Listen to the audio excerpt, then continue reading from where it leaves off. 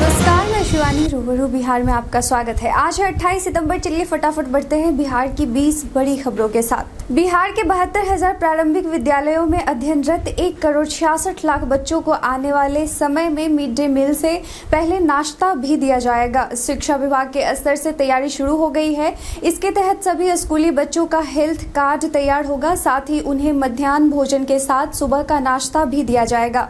पर्यटन के दृष्टिकोण से भड़ापुरा रोहतास जिला वासियों के लिए अच्छी खबर है। राष्ट्रीय शिक्षा नीति की सिफारिश और केंद्र की पर्यटन मंत्रालय से अनुमति मिलने के बाद शिक्षा मंत्रालय द्वारा जारी की गई 100 पर्यटन स्थलों की सूची में रोहतास जिला को भी शामिल किया गया है। देश के विभिन्न हिस्सों के कॉलेजों और विश्वविद्यालयों में पढ़ने वाले विद्यार्थी जिले के ऐतिहासिक और पर्यटन स्थलों का सैर कर उसके इतिहास और महत्व को जानने का काम करेंगे।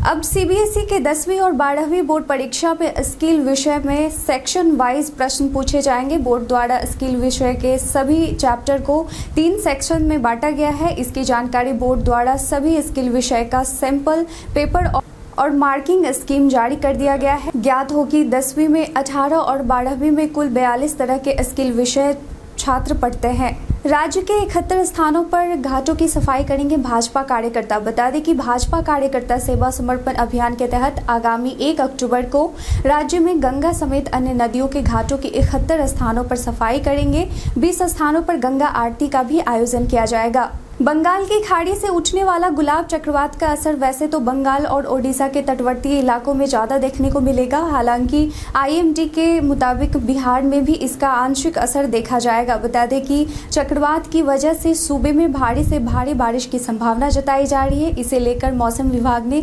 हाई अलर्ट जारी कर दिया है और लोगों से अपील की है कि चक्रवात प्रभावित इलाके में जाने से बचे। बीते दिन 27 सितंबर को बिहार पर्यटन दिवस के तौर पर मनाया गया। बिहार पर्यटन के क्षेत्र में पिछले कुछ वर्षों से लगातार आगे बढ़ रहा है। बताते चले कि पिछले 5 वर्षों में यहां आने वाले विदेशी पर्यटकों की संख्या में 50% की वृद्धि हुई है।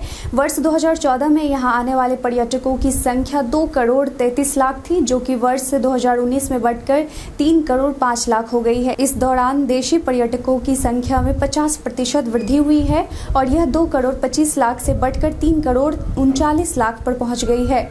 जल्द से जल्द निपटा ले बैंक से जुड़े ये जरूरी काम। बता दें कि 1 अक्टूबर 2021 से आपके बैंक से जुड़ा ऑटो डेबिट पेमेंट का नियम बदल जाएगा। आप ऑटो डेबिट का फायदा तभी ले पाएंगे जब आपका मोबाइल नंबर खाते से जुड़ा होगा और नंबर बिल्कुल सही होगा। दूसरा, डीमैट अकाउंट के केवाईसी कराना जरूरी है। अगर आप केवाईसी नहीं करवाते हैं तो डीमैट अकाउंट बंद हो सकता है। वीटीआर आने वाले पर्यटक अब नेपाल के चितवन नेशनल पार्क घूमने का भी आनंद ले सकेंगे। इसके लिए दोनों देशों के अधिकारियों के बीच सहमति बनी है। बता दें कि साझा पर्यटन पैकेज पर दोनों देशों की बातचीत हो चुकी है। वीटीआर और चितवन नेशनल पार्क एक दूसरे से जुड़े हैं। दोनों जगह के वन्य प्राणी इधर उधर आते जाते रहते हैं। पर्यटक एक साथ दोनों जगहों का टूर पैकेज ले सकते हैं। इसके लिए सहमति बनी है। 7 दिनों का संयुक्त पैकेज बनाया गया है। इसमें पर्यटक 3 दिन वीटीआर में और 4 दिन चितवन नेशनल पार्क में घूम सकेंगे। प्रधानमंत्री नरेंद्र मोदी ने बीते दिन वीडियो कॉन्फ्रेंसिंग के जरिए आयुष्मान डिजिटल हेल्थ मिशन की शुरुआत की। इस दौरान प्रधानमंत्री ने कहा, आज एक ऐसे मिशन की शुरुआत हो रही है जिसमें भारत की स्वास्थ्य सुविधाओं में क्रांतिकारी परिवर्तन लाने की ताकत है। आपको बता दें कि इससे न केवल मरीजों को बल्कि डॉक्टर, शोधकर्ताओं को भी काफी लाभ पहुंचेगा। डिजिटल होने की वजह से कागजी कार्रवाई से छुटकारा मिल जाएगा और डॉक्टर भी भली प्रकार से समझ सकेगा कि मरीज को पूर्व में कौन कौन सी बीमारी थी और आगे कौन से कदम उठाने हैं। बताते चले कि इसमें भी आपको आधार कार्ड की तर्ज पर एक यूनिक नंबर दिया जाएगा। बिहार को 5 मुख्यमंत्री और विधानसभा अध्यक्ष सहित कई राजनेता और अधिकारी देने वाला भागलपुर में स्थित टीएनबी कॉलेज को हेरिटेज दर्जा देने की तैयारी शुरू हो चुकी है। इस बात का ऐलान विधानसभा अध्यक्ष विजय कुमार सिन्हा ने किया है। अगर ऐसा होता है तो 138 साल पुराने 30 नारायण बनेली कॉलेज को विश्वविद्यालय का दर्जा देने की राह खुल जाएगा। बिहार विधानसभा भवन के शताब्दी समारोह में शिरकत करने के लिए राष्ट्रपति रामनाथ कोविंद 20 अक्टूबर को पटना आ रहे हैं। विधानसभा अध्यक्ष विजय कुमार सिन्हा ने इसके लिए तैयारियां शुरू कर दी है। विधानसभा अध्यक्ष ने बीते दिन इस विषय पर एक बैठक कर राष्ट्रपति के पटना आगमन की तैयारियों पर विचार विमर्श किया। अपनी मांगों को लेकर किसान संगठनों ने बीते दिन भारत बंद कर प्रदर्शन किया, जिसका असर बिहार में भी देखने को मिला। किसान संगठनों के बंद को बिहार में लालू यादव की पार्टी राष्ट्रीय जनता दल समेत कांग्रेस, जाप और भाकपा माले जैसी पार्टियों भी समर्थन में उतरी। इस बीच आरजेडी सुप्रीमो लालू प्रसाद यादव ने ट्वीट कर भारत बंद का समर्थन किया और कहा, हम किसानों और भारत बंद के साथ हैं। वहीं लालू यादव के बेटे और नेता प्रतिपक्ष तेजस्वी यादव ने बंद के समर्थन में ट्वीट कर लिखा कि किसान जो देश की रीढ़ हैं, उन्हें गरीब रखकर क्या देश कभी समृद्ध, सक्षम, सबल बन पाएगा।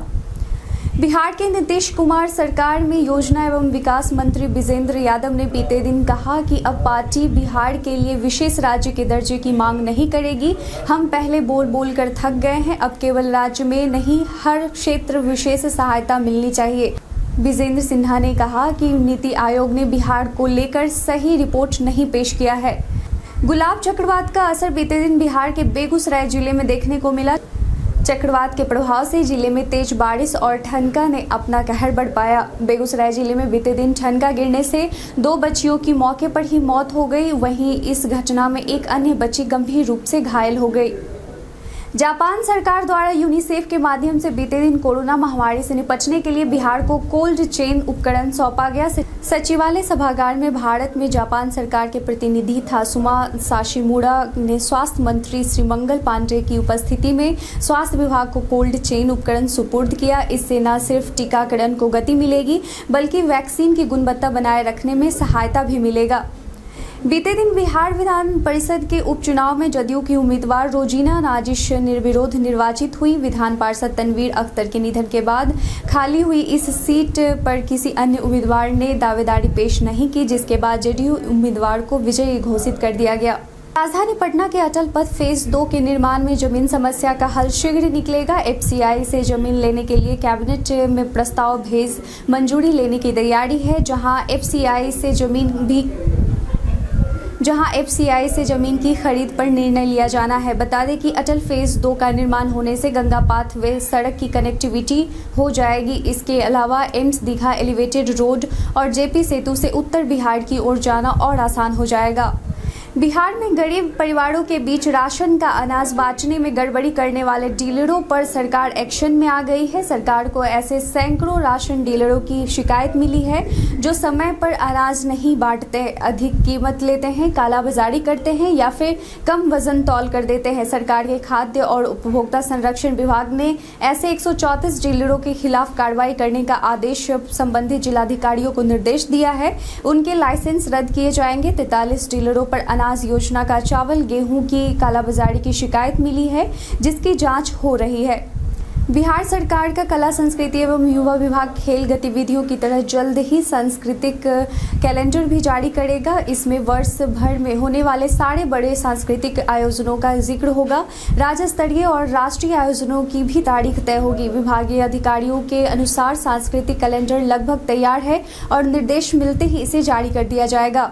संयुक्त किसान मोर्चा के भारत बंद का बिहार में मिला जुला असर दिखा। बंद समर्थकों ने पटना जंक्शन के पास वाहनों का तोड़फोड़ किया तो पटना के ही अशोक राजपथ पर आगजनी और हंगामा किया। दरभंगा में बिहार संपर्क क्रांति एक्सप्रेस रोकी। हाजीपुर में आरजेडी कार्यकर्ताओं ने आगजनी तथा सड़कों पर निकले रिक्शा चालकों से मारपीट भी की। हाजीपुर में उत्तर और दक्षिण बिहार की लाइफलाइन महात्मा गांधी सेतु पुल पर आवाजाही भी ठप कर दिया गया। कल हमारे द्वारा पूछे गए सवाल का आप लोगों में से कई लोगों ने अपना जवाब हमें कमेंट सेक्शन में लिख कर दिया था। जिन्होंने कल पूछे गए सवाल का सही जवाब दिया था उनके नाम हैं विकास कुमार, महेश दास, मनोज कुमार और पंकज कुमार। इन लोगों के जवाब बिल्कुल सही थे। सवाल के अनुसार ऑप्शन नंबर 20 सही है। बिहार में कुल अनुमंडलों की संख्या 101 है। इसके साथ ही चलते हैं आज के सवाल की ओर। कृषि कानूनों के खिलाफ भारत बंद करने का फैसला सही था या नहीं? अपना जवाब आप हमें कमेंट सेक्शन में लिखकर जरूर दें। आज के लिए बस इतना ही। बिहार की सबसे बड़ी खबरों के साथ जुड़े रहने के लिए देखते रहें रूबरू बिहार। धन्यवाद।